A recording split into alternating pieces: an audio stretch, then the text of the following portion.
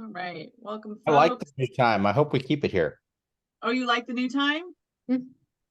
Yeah, I'm always having to jump off another call early or get here late. This is great. Okay, well, Good feedback. maybe we'll take a little survey. We'll add that to our announcements. Erin, the 2024, ASEP, the virtual workshop series is just finishing up, so that's why a lot of people are probably just signing off on that Zoom call webinar. Excellent, excellent. Good note. Thank you for that heads up. Remind me what the workshop is about this week. It's transmission and distribution, the clean energy transition secret weapon. Secret weapon. All right, good. I hope that there's been some good discussions in there. Yeah, it was quite a good session. Excellent. Is it today and tomorrow, or is it done? It's today and tomorrow. Yeah. Okay. Excellent. Okay. All right. And Jill Brandenberger, I see you're on, and I assume that, sorry to single you out, I assume that Jamie will be joining us when he's ready to give his talk. And sorry, you're eating. You don't have to respond. At 12:30, it sounds like. Okay, great. Just nod and you can black out your screen again. Thanks for making Sorry, that Jill. connection, Jill. Yeah, problem. Yes, we have this internet, so we couldn't schedule. So I Okay. appreciate your ability. Jamie is great to get online, and he's checking the West Hydrogen Working Group, the West as well. So. Okay, we'll look for him to get on. We'll be monitoring that. All right. And I see some other stuff in the chat here. Oh, that's you. Never mind. Okay. Why don't we go ahead and get started? We gave people a few extra minutes. I know some folks were on the virtual pre-ASEC webinar. David Clark briefed me on that. So if you're coming from that, thanks for making the quick jump. Lots of stuff happening here. Welcome to the April edition of our Hydrogen Working Group meeting. As always, it's wonderful to see familiar faces as well as new faces. And the big news, if you didn't check your email in the last hour, is that the Hydrogen Opportunities Report is out. It has been published on the ASEP website. Patty, would you mind pasting that link into the chat? Or maybe the two links that you sent out in the email. I am so thrilled that we are able to release this. I am grateful and thankful to all of you for your contributions over the last year. I also want to give a shout out to the small team that sort of took it across the finish line. That would be Levi Kilcher and Masha Koleva. Levi and Masha are at NREL. Levi has also now joined our office, Arctic Energy office, and then also Jeff Ron from EXP. And then of course, all of you for your contributions. We had a number of people that helped review the paper. And then I have to give an especially heartfelt thanks to our hydrogen advisor, Paul McKinley, who did all the formatting and chased down more emails than he probably can count on every little thing, from acknowledgements to funding to caption changes to DOIs and all the little things that you have to track down, permission to repost figures, all the things that kind of held this whole thing up. But not because it was Paul's fault, mostly because it was just a lot of little things to do. So really happy to have this out. We'll see what the reception is. Maybe we'll find things we need to correct and have to put out a new version at some point, but I'm just thrilled to get this out finally. I know it's taken quite a while, but it was for all good reasons, and I think it's a product we can all be proud of. So please give yourselves all a big pat on the back for this incredible team effort.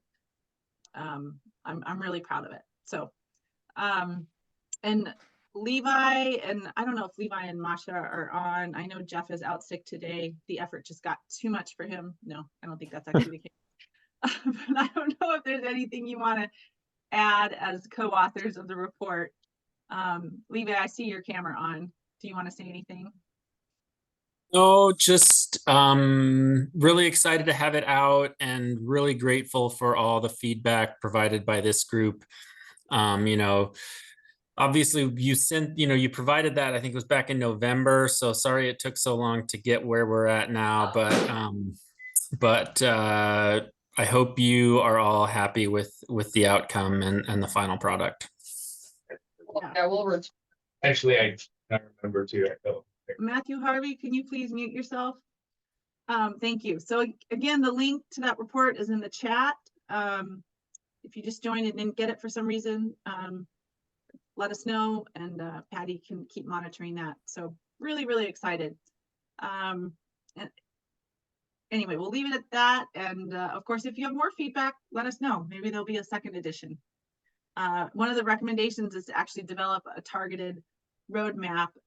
So maybe that'll be the next effort, but after a bit of a break. The other announcement I would like to make, there's actually a couple of announcements. There's a lot of activities happening right now in the hydrogen space and in the clean energy space, both in Alaska and nationally. We are not going to have a May working group meeting, in part because there's a lot happening in May. I do want to bring to everyone's attention the Alaska Sustainable Energy Conference, which is happening May 21st through 23rd in Anchorage. If you Google that, if you aren't already familiar with the site, you can find all the information you need. And there will be a hydrogen panel at the conference. It's on May 22nd, that's a Wednesday, at the end of the day, 3:30 to 4:30. And there's a networking reception afterwards. So what I would like, last year we called it, I think we called it a hydrogen happy hour. What I would like to propose to the group is that, as many of you as possible, try to make it to the hydrogen panel, and then let's all enjoy the networking hour afterwards. We'll try to have, copies of the report out at the Arctic Energy and ACEP and other booths. And let's make it our own celebration of the great work that this group has done, and use it as a chance to connect with each other. So unless there's any objections, we will proceed with that plan for the month of May.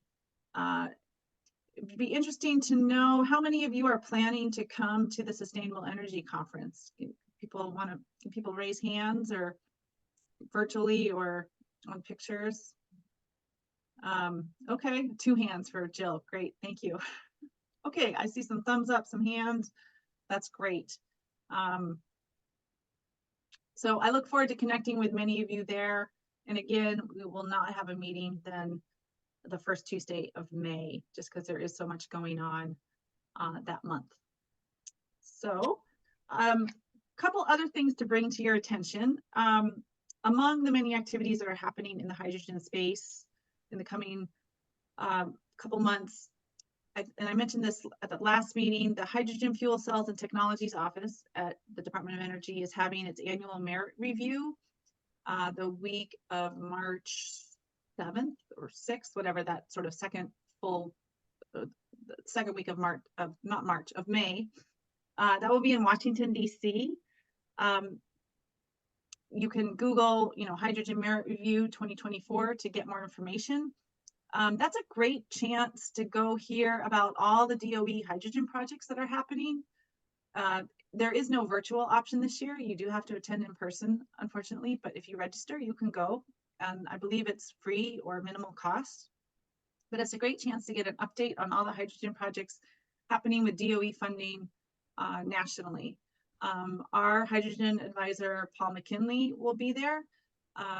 And that would also be during the time we would ordinarily have one of our monthly working group meetings. So it's another reason we're canceling next month's meeting.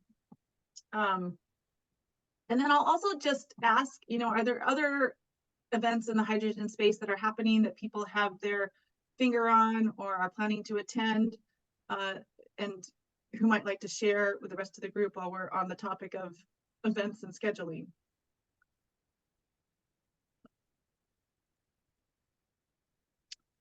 Go ahead, Tim.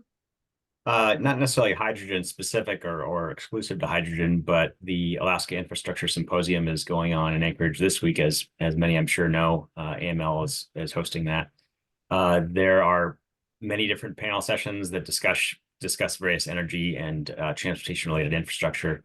One of those, which will happen tomorrow afternoon, is in connection with the Alaska DEC's effort on the EPA Climate Pollution Reduction Grant Program. And then Alaska Municipal League is helping the DEC, Alaska DEC in those efforts. There's already been a step taken, which is that Priority Climate Action Plan. And the next phase here that they're entering is this comprehensive climate action planning process between essentially now and I think about summer 2025 is roughly the timing. So they're going to be seeking input from lots of municipalities and the state around different types of projects that reduce emissions across various sectors. Hydrogen, of course, can fit into that. So there are opportunities starting even tomorrow at this AML symposium and probably through the next 12 months or so at least to provide input on emissions reduction projects. And if you've got a hydrogen lens that you're looking through, there's certainly plenty of opportunity, I think, to do that, to propose projects related to hydrogen in there. Terrific. Appreciate that, Tim. Mr. Zhang, I see your hand up. Please share what you thought. Two things to update. The first thing is last month, with the help from Los Alamos National Lab, I submitted a proposal to DOE is a pioneering Alaska hydrogen fundamentals in subsurface storage and transportation. It is under review. And now on Monday, we already have a kickoff meeting with Canada partner, Denmark, and Norway partner. We will write a proposal under the NSF announcement.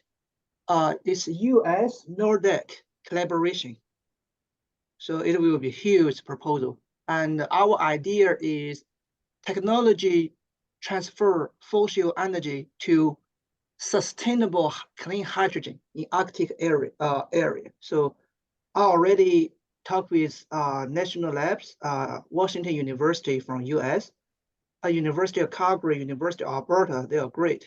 And Denmark Research Center, Norway, and they are great. So we already have a kickoff meeting, and I think we will have a formal group meeting end of April to prepare the pre-application. Perfect. Thank you. Thank you for sharing that. This is a great segue into introductions and announcements, which we have a little bit of time for before we have our presentation today from Jamie Holladay of the Pacific Northwest National Lab to talk to us about the Pacific Northwest Hydrogen Hub. I'm really excited for that presentation and for everyone to hear about it. But before we kick that off, are there other announcements or introductions? We always make time for introductions for new faces or people who maybe have attended but haven't introduced themselves previously. This is a friendly group. We'd love to hear who you are and what your affiliation is if you haven't introduced yourself already. And I see mostly familiar names here, but there might be a few new ones. So is anyone new to us? Jill Hamburger from PNNL. This is my first time to attend for Hydrogen Working Group. Okay. You're cutting out a little bit.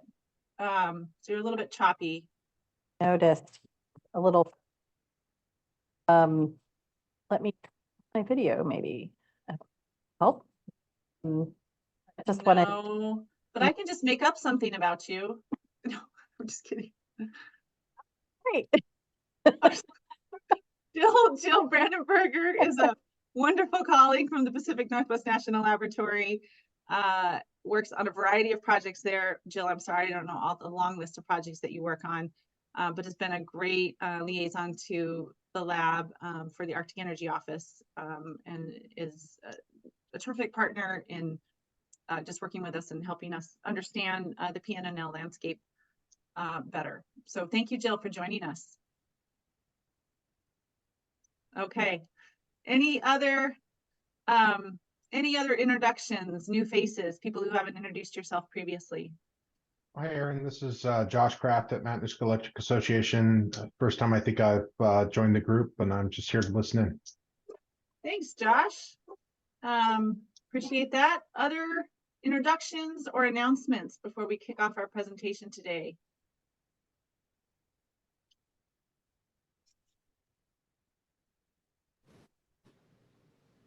Okay. No one's stepping up. That's okay. Oh, I see a hand up. Garrison, go ahead. Yeah, just I always like to call out new literature when it comes out. So there's a new paper on methanol. It's a direct photo method using a copper catalyst.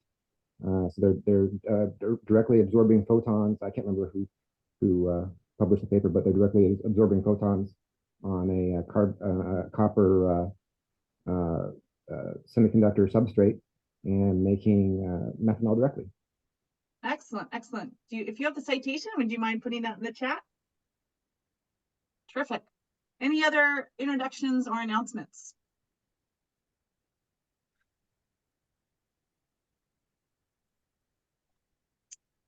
Okay. All right. I'm just going to ask one more question before we get started with our presentation here. There was a comment at the very beginning of the meeting that one of the participants really preferred this start time of noon as opposed to our customary 11:30 start time. And I'm just wondering if that was interesting feedback. So I'm wondering if anyone else would like to weigh in on that, on the scheduling piece. You know, we're always open to evolving and adjusting as necessary. If people have strong feelings one way or the other, please put a comment in the chat and we'll take that into consideration. I'll also use this time to let folks know that we will be taking a break from these meetings for the summer. And then we'll regroup again in September, back to our customary schedule of the first Tuesday of the month, unless something dictates that we reschedule that. But again, hoping that you all can join, as many of you as possible can join us at the Sustainable Energy Conference at the end of May, for the hydrogen panel on the 22nd of May, and then the networking session after that. And then we will not have our regularly scheduled meeting the first Tuesday of May. And then of course we went through some of those other events that are happening as well. So, Patty, did you want to say something? Yeah, and to note with the summer break, as always, if there are timely events or opportunities, please feel free to send those to myself and Aaron. Maybe we'll collate and do one summer email since we are doing a 3-month break there. So thank you for those of you who send those along. We appreciate it. Excellent. Thank you for that, Patty. All right, at this point, I am going to hand the reins over to Paul McKinley, who is going to take over MC duties for the rest of the meeting because I have to actually drive in person to another meeting that starts in half an hour. And he will be introducing our speaker and moderating the rest of the session. So Paul, thank you very much. The floor is yours. All right, thanks, Aaron. Hello, everyone. So today we have the opportunity to hear from Dr. Jamie Holladay from the Pacific Northwest National Laboratory, who's going to be talking about the Pacific Northwest Hydrogen Hub. As I'm sure many on the call are aware, this is part of the big DOE effort with $7 billion of funding to establish 7 regional clean hydrogen hubs around the country that are focused on scaling up clean hydrogen production, distribution, with a variety of regionally specific end-use applications. And the Pacific Northwest Hub is sort of uniquely positioned with some abundant low carbon power and low carbon renewable energy, to focus on electrolysis and driving down the cost of hydrogen production. I'll leave the technical details to Dr. Holladay to discuss, but Dr. Holladay is a chief engineer and team lead for the catalysis science and applications team at Pacific Northwest, as well as a sector manager for the fuel cell technologies office, and a senior advisor for hydrogen technologies at Pacific Northwest National Lab.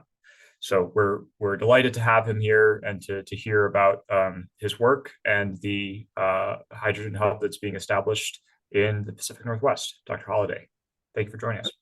Thanks, Paul. Can you hear me okay? Loud and clear. And yeah, you can either call me Jamie or Doc Holladay. So Doc works. It's all good. Thank you. I need to update my bio there.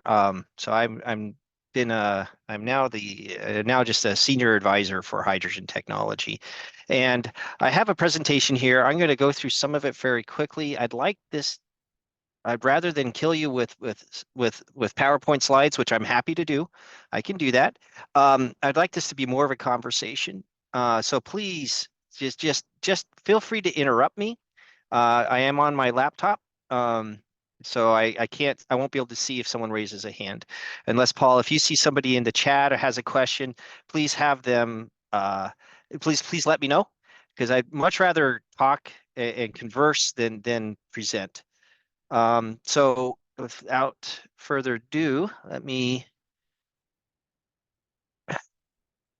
share my presentation. And let's see, share screen.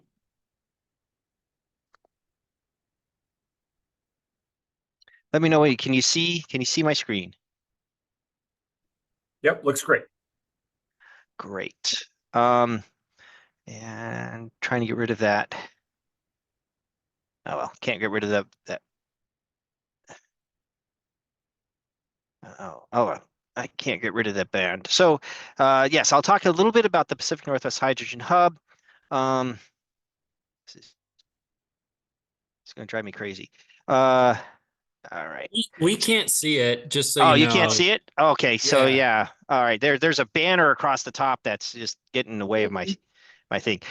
So yeah, so as you know, this administration is really driving towards a net zero, and hydrogen is a very fascinating molecule in that it stands at the interface between power generation, the power grid, and the carbon that we're going to need in society to continue our lifestyles, because it's a unique energy carrier that really is quite useful across the board. As you know, today hydrogen is produced near where it's used, and we make about 10 million metric tons per year, with about 70% going to petroleum and the rest going to fertilizer primarily, and then some usage. Probably the most interesting thing is that if you take this map and you overlay where refineries are, it almost aligns perfectly, and that's because that's where we use it. But as you are aware, the DOE has released a clean hydrogen strategy to increase this, with a target of getting up to about going from 10 million metric tons, where 97% plus is made through steam methane reforming, to 50 million metric tons per year, with most of this being clean hydrogen. And clean hydrogen is defined by less than 2 kilograms of CO2 produced released per each kilogram of hydrogen made, or 4 kilograms of CO2 released if you're going from well to use. There. So, and the DOE's hydrogen program is looking at all aspects to address all the key challenges for hydrogen: its production, delivery, storage, and the end uses. And really, they've identified challenges and very aggressive goals across the board for fuel cells to get the cost down from the current of over $300 per kilowatt to a target of the ultimate goal of 80 kilowatt. Hydrogen production cost, these are a little bit older numbers. The numbers are a bit higher. They're probably $7 to $8 per kilogram right now, but they still want to get down to about $1 per kilogram. delivery dispensing is again, these numbers are a little bit old. They're at a couple bucks, and that's where they're at. But the ultimate goal is to get it down to $2 to $3. So if you're in California and you're buying hydrogen at a refueling station, you're paying about $25 per kilogram right now. And if you're importing liquid hydrogen, right, in this down here, it's about $50 a kilogram. So just to give you a feel for where the state of hydrogen is and the cost wise, so you can see these goals of a dollar per kilogram are really quite quite ambitious, and the delivery and dispensing is also quite ambitious. And then of course, how are we going to store it, both on board and off board, is a real challenge. So some of the main cost drivers when you're starting to look at hydrogen is in the infrastructure for a refueling station. 50% of that cost is the compressor. So that's the compressor, by the way, is not only the most expensive portion of the refueling station, it's the number one thing that fails. So your most expensive asset's also the one that breaks. And so they're looking at new ways of doing this. There's a lot of emphasis now looking on the liquid hydrogen. Can we bring in liquid hydrogen, compress it using a liquid pump, and then run it through some heat exchangers and generate hydrogen at pressure?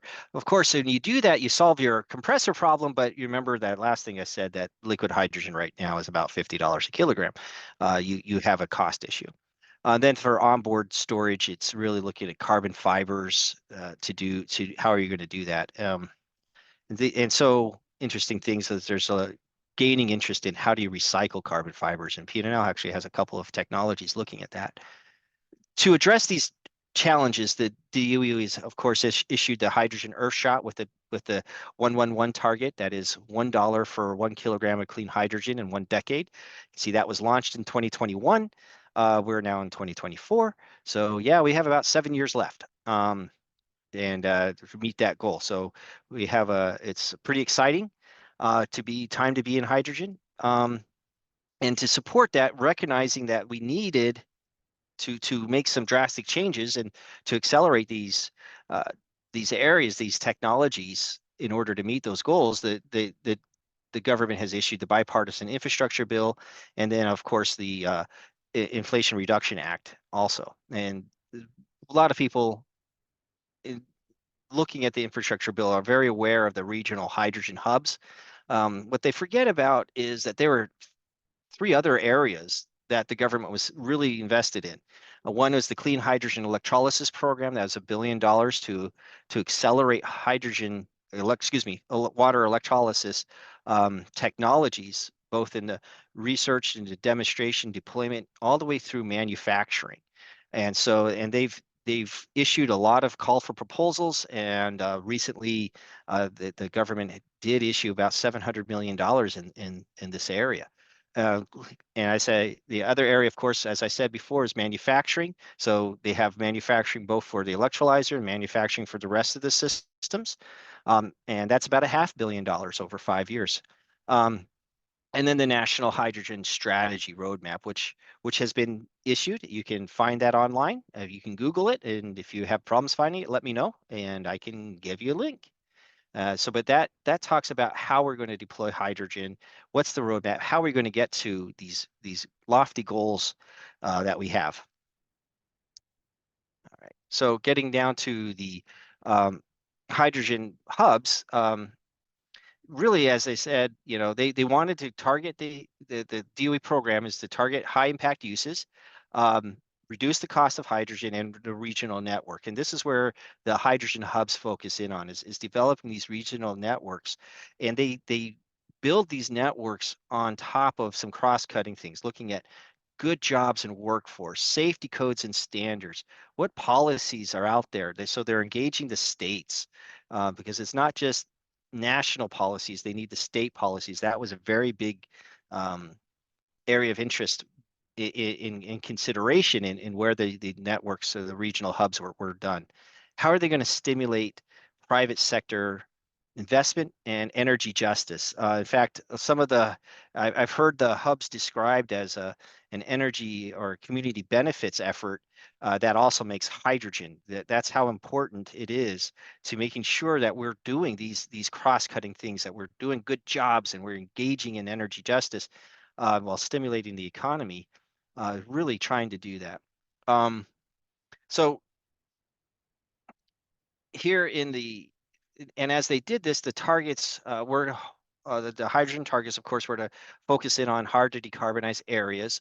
The hubs had to have the minimum of 4 hubs, with 2 of the hubs focused on fossil fuels with combined with CCUS, carbon capture and utilization and storage.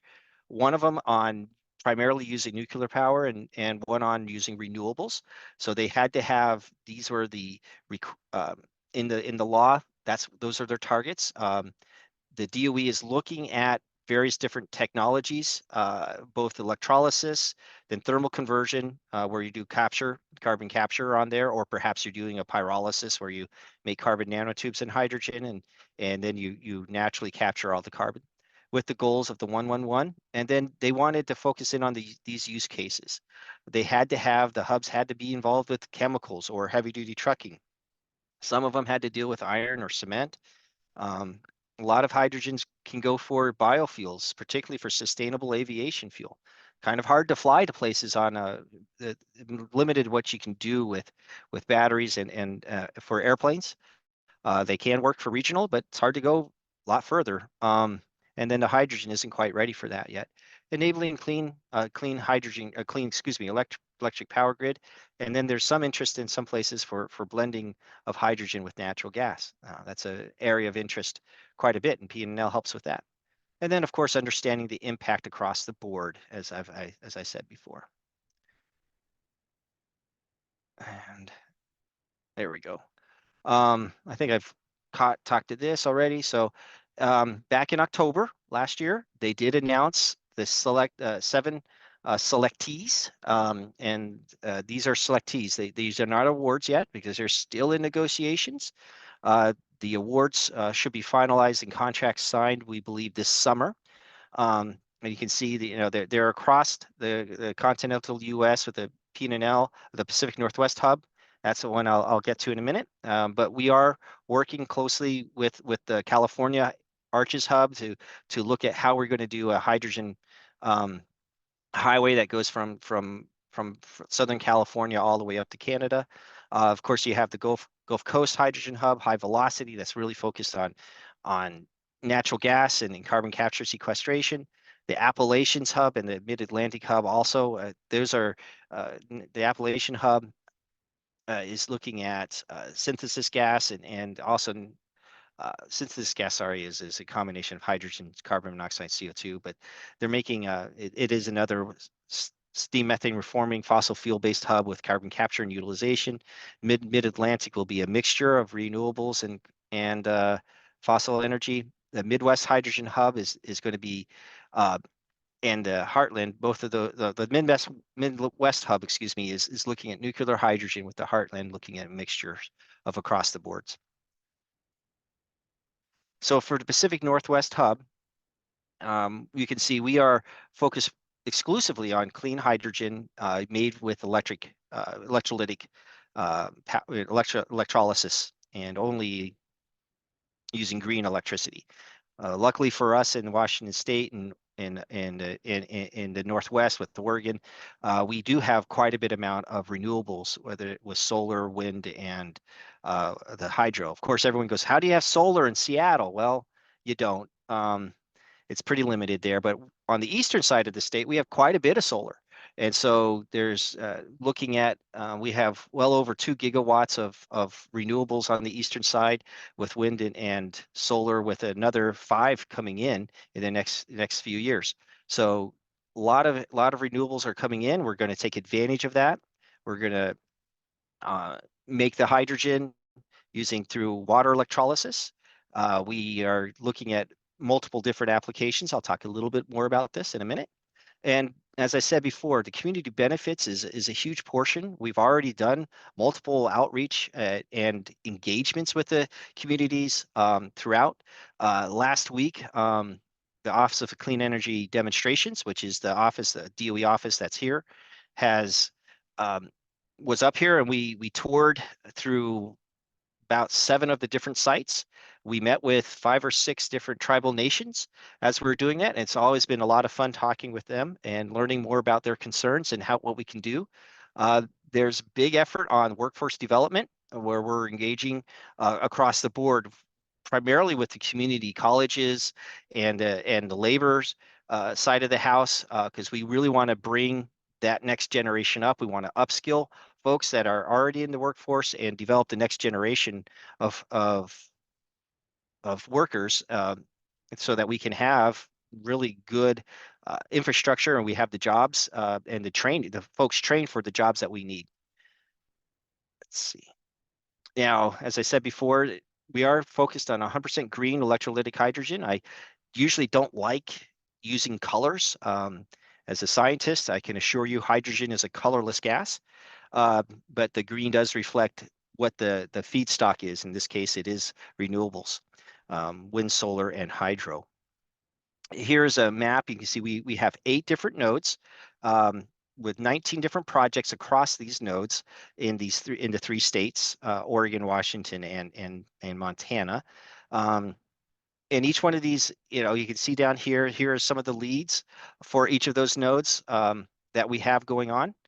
And the uses that we'll be doing, and unfortunately I can get into a little bit more detail, but I can't get in too much more detail because we are still under negotiations, and so there's a lot of things that could change. Though we are optimistic that we've pretty much nailed things down. We're going to be signing contracts this summer, but we are looking at multiple areas, looking at heavy duty trucking, building up a network. You can see along. Is there someone have a question? No, I think just a temporary feedback should be all good. Okay. You can see we have several nodes that are along the I-5 corridor, and that we're going to be communicating and working with Arches to really work with that, because the California hub also has multiple refueling stations along the I-5 corridor. So looking at heavy duty trucking, looking at maritime applications in some of the areas, looking at clean power and energy storage, how we can, while we do like renewables, they tend to be intermittent. And so we are looking at how we can use hydrogen there for handling the intermittency and ensuring that we have a good resilient grid. And so we have projects. How are you going to store it at large scale? How are you going to bring it online with hydrogen peaker powers? And these are burning pure hydrogen, so not mixed gas. We are not doing any injection of hydrogen into natural gas pipelines here in the Northwest, at least as part of the hub. And we are looking at installing some amounts of pure hydrogen pipelines, including a couple of liquefaction stations. We're looking at public transit. Pretty excited about this. The nice advantages of using hydrogen for buses is that you get a great range. You also can look at the refueling times. Then, of course, agriculture. Pacific Northwest, we're known for agriculture historically, and right now there's quite a bit of interest in not just apples and cherries, but also in wines. And so we have a growing winery community up here. If you ever come over here, it's one of the favorite things for people to do. So that they are looking at, we have a fertilizer plant being built. Actually, it's being built in the Tri-Cities, where I'm at, and we're pretty excited about that, because right now we import most of our fertilizer from across the sea, notably Russia, and amongst some others. And so having a local one here, A, it's going to be cheaper, and B, it's going to be really good for our communities and safety otherwise. Jamie, that's a great point. Did I miss the point where you talked about what your renewable energy feedstocks, renewable electricity feedstock is? Sure, we're using solar, wind, and hydro are our renewable feedstocks, and we have plenty of all of that here in the Northwest. We currently have excess renewables that we are selling primarily to California. But we are taking advantage of that, and we are bringing online somewhere between about 3, 4, 5, 6, somewhere between 3 to 6 gigawatts of new renewables in the next decade. Yes. Oh, okay. Just to back up though, large hydro isn't considered renewable, is it? It Especially in is under Washington. these, it's considered low carbon. And so for these ones here, it is considered renewable under how they're defining it in this, how it's being defined under the bill. And where do you have wind resources? I didn't know of any wind farms. Sure, we have. If you come to the Tri-Cities, you can't miss them. And along the Columbia Gorge here, we have several gigawatts of wind right now. The wind penetration in Washington State is quite high. In the Pacific Northwest, the wind and solar is above 20% of our current grid. So we have the greenest electricity in the U.S. where it's generated in the U.S. There are 2 states that have green electricity, but that's considered greener than ours. But they get all of their electricity from the dams in Canada over the Niagara Falls. So thanks so much. I'm a member of the Umatilla tribe, which great. Historically was indigenous to the Columbia River. So yeah. I'm a little sensitive to the Columbia River. Sure. We met with folks, representatives from the Umatilla tribe just last week. I'd love to. I can't see your face right now, but if you drop, you can drop me a line. I'd love to talk with you more. We are very engaged with the different tribal nations. We're very sensitive to that. We want to make sure that we're doing this the right way. So yes. Other questions, comments? Mm-hmm. Thank you for that. What about ongoing hydrogen facilities at Moses Lake and Wenatchee? How do they fit in? Okay, so yes, the Douglas PUD, they are part of, they're affiliated with us. We are working very closely with them on this. We originally, and that's part of the reason why we don't talk specifically about projects, because they are engaged with us and we're part of them, but they're not, and they're part of the hub, but they're not actually going to be receiving funding from the hub at this point.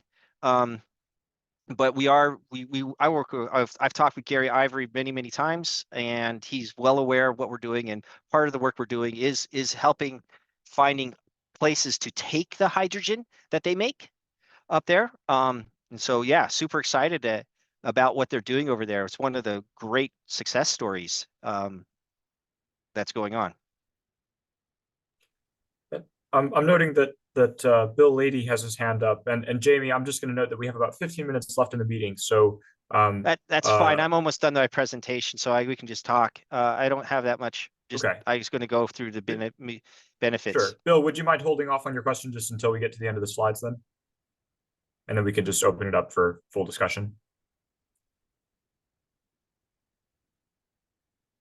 So okay. Yeah, we've engaged 212 different stakeholder groups, 28 unions, 15 tribal nations were identified during the stakeholder process. In the process of reaching out, we've reached out to many of them. We have representatives of labor and tribal nations on our board right now. We've gathered over 100 community letters of support, identified over 20,000 jobs that we can be done. Whoops, hit the wrong button there. And then we're looking at how we can help reduce environmental health disparities or displaced worker training. So one of the areas is that we've identified that we hope to be executing a project in is Centralia. Centralia is had the last coal power plant in Washington State, and so they've been, with that shutting down, many workers have been displaced, and we're targeting to try to help them out and work on and providing new opportunities for them. It's sort of the timeline, how we got to where we're at. We didn't just willy-nilly do these projects. We ran there was a call for proposals in Washington, Oregon, and Montana. They had 79 concept papers were received. And then we took we did our own internal process for down selecting to our top 19 projects. We put those together, submitted that into the hydrogen hub, where 33 applications were submitted. We submitted our full application, and we were, as you saw, one of the 7 awards, and now we're in negotiations, and we hope to kick that off. So we're right here in this timeline, and then there are going to be 4 phases for the hubs. The first is a detailed planning phase. This is where we really want to get a lot of community input.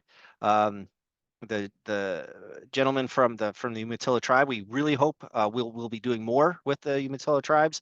We hope you engage and tell us your concerns. We really want to hear and be aware and do what we can to understand and work with you on that.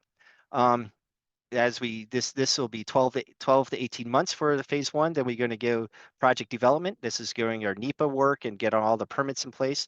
That could take upwards of, depends on, each project is in a different stage in this. Some of them are fairly mature. They'll be moving out of phase 2 pretty quickly. Others will take up to 2 years, maybe even 3.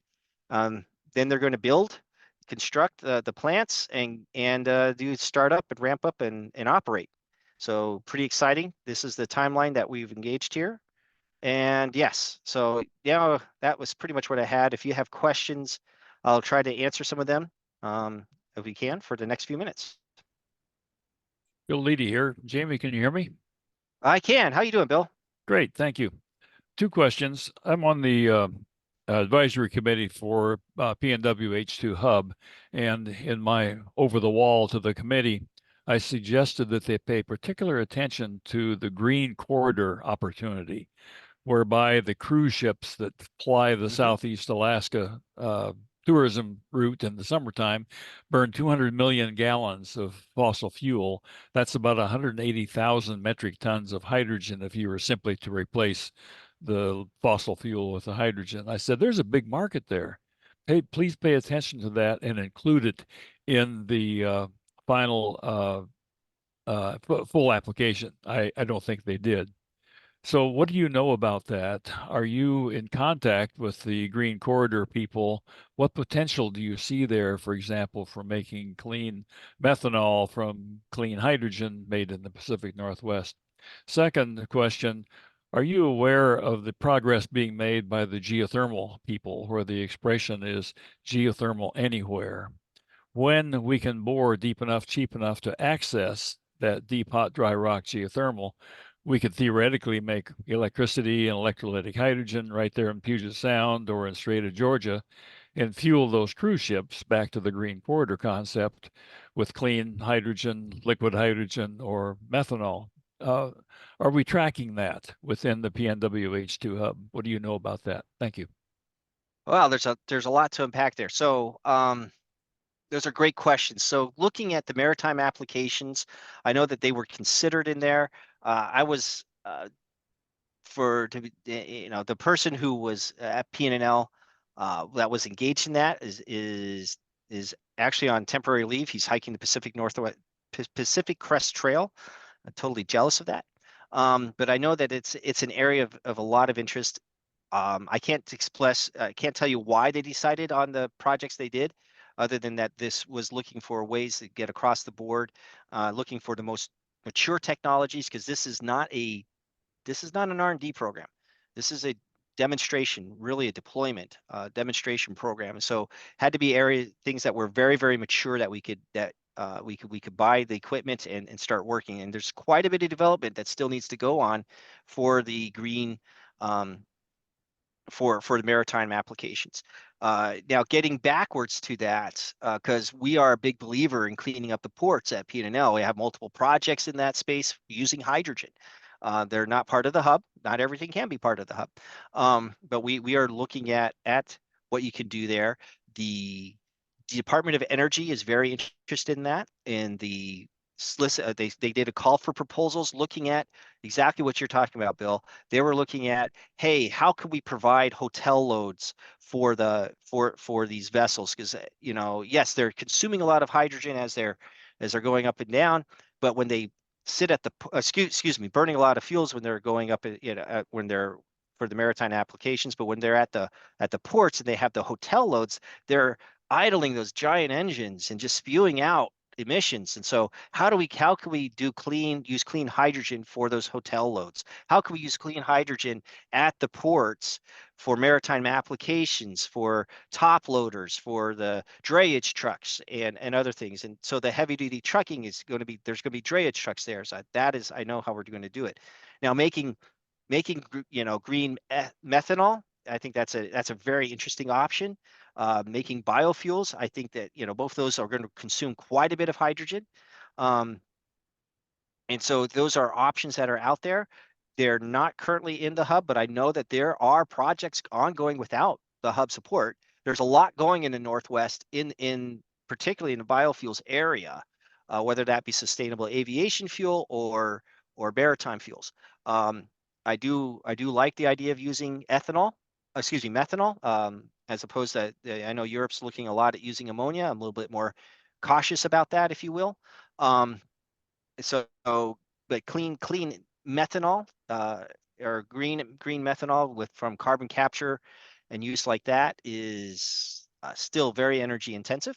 And we need new technologies to really bring down that, to make it more commercially ready, technically ready there. So it's sort of I can't get into specifics on why that was not or was not included in that, but I can tell you that they did look at that, and I don't know why it was chosen or not. I do know that they were looking at technologies that were initially really ready to go. Geothermal, super exciting. We are following that progress here. Working with the folks in the energy portion of the Department of Commerce. PNNL is actually engaged in some of those areas. We've done work in looking at enhanced geothermal anywhere in those sites. So yes, that is something that we're interested in. We're helping out. We at PNNL, they just won a project in that space. I don't know anything about it other than that we won it, because it's not quite my area. We're also looking at how to do that and bring down those costs. It is the cost of drilling that's very, very, very, that's one of their major costs. And it's not just drilling, it's also making sure that when you drill, you're drilling in the right spots, that it's safe, that it's not going to, that you have the community involvement, that's not going to cause other problems, and that you're actually going to hit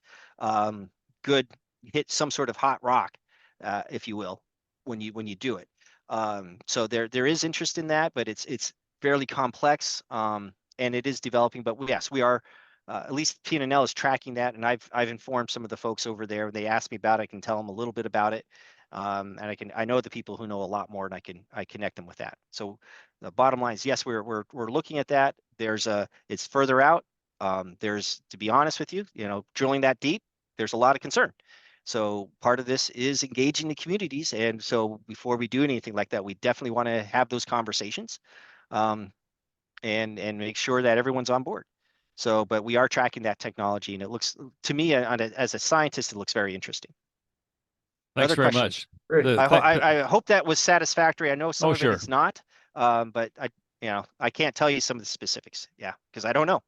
And some of it is covered under NDA anyway. So yeah, thank you. I just put a link in the chat to a presentation we gave at that Green Hydrogen Summit in Seattle on 29 February on geothermal. Thank you. Yes. Thanks, Bill. There's a question from Matt Bergen from a little earlier in the chat here, and then we'll go to Levi Kilcher, who has his hand raised. But Matt asks, is there any consideration for quote unquote bottled residential hydrogen for supplemental home heating and water heating, much like propane delivery to home tanks? This is definitely one of the considerations in Alaska with the high costs of heating fuel, which needs to be imported. So is there consideration for those sort of direct residential applications in the Pacific Northwest hub? So not that I'm aware of. Right now, we aren't really looking at that.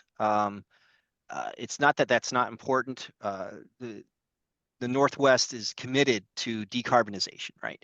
So it's just we're going after the bigger the areas right now that we want to establish the regional these projects to really build up our network. Going with places where we have to have it here in the Northwest, and then as we get that network set up, the infrastructure done, the ecosystem formed, then we can go after some of those areas like you're talking about there, about using hydrogen for residential. There's some concern over that. Hydrogen is a very small molecule, so leaking and safety is a big concern. We need to make sure that that's done appropriately and safely. So. Great, thank you. Levi, you're up. Yeah, I was wondering, thanks for your presentation. How much consideration has sort of been given to and I apologize if I missed this, I did step away for a minute, to like the transportation between each of these projects, transportation of hydrogen, and then like transportation or delivery of hydrogen or storage of hydrogen at ports for import or export? Like, is that a part of your plan at this point that you can speak to, or any of those kinds of details, I guess? And just to clarify, like the reason I'm asking is for, exchange of hydrogen between Alaska and this hub, one way or the other. Perfect. Yeah. So lots going on there. The answer is yes. We are looking at hydrogen pipelines, short pipelines. We are looking at compressed hydrogen delivery and liquid hydrogen. So, and I can't get into specifics, but I can say that they are looking at liquid hydrogen, and some of it would be going to ports, and shipping it that way. Now, outside of the hub, I can tell you that PNNL is engaged with the Port of Seattle, looking at what does it look like if we start having hydrogen at the port, large-scale hydrogen for drayage trucks, for hotel loads, top loaders, et cetera, and so forth, and doing risk assessments. So how does it work with the grid? Almost every port in the United States that's on the, every major port in the United States, almost all of them are power constrained, grid power constrained especially. And so having hydrogen there offers a lot of flexibility where they can do load shifting, what have you, at the ports to make microgrids, if you will. And so we are studying that at PNNL, not part of the hub. That's PNNL work supported by the Department of Energy. Various different ways to do that and the risks involved. I know that other national labs are also doing the same thing at various different ports. Now, when you start talking about shipping to Alaska, that's a little bit tricky. Because when shipping liquid hydrogen is a complicated matter. It might be better to ship, say, there was some, as Bill pointed out, looking at methanol. I know Japan is looking at ammonia. I'm on the fence of that one. One of the things that we've been researching at PNNL is the use of something called sodium formate or formic acid. Those are different things. And so you can now but they're all part of a family of chemicals we call liquid organic hydrogen carriers. These are liquids that you can ship, and then when they get to say Anchorage, you pump them out, and then you can release the hydrogen from them. So instead of shipping liquid hydrogen, you're now shipping a carrier, and there's some advantages in safety in that. Sodium formate, for example, that's one that we like quite a bit here at PNNL, in that it is ecologically friendly. It's in fact, it's used right now as a de-icing agent. So when you get your plane de-iced, chances are they're probably using sodium formate, a solution of that. Well, a concentration solution of that actually has quite a bit of hydrogen in there. And we've developed ways of releasing that hydrogen so you don't release carbon dioxide. You make you release some hydrogen, and you keep the organic in the solution, and then we can recycle that, right? And bring it back and rehydrogenate it and then ship it around back and forth. And it works really quite well. And we really like it because it's so safe and non-toxic. And it has a dual use. I like dual uses, which in this case means it.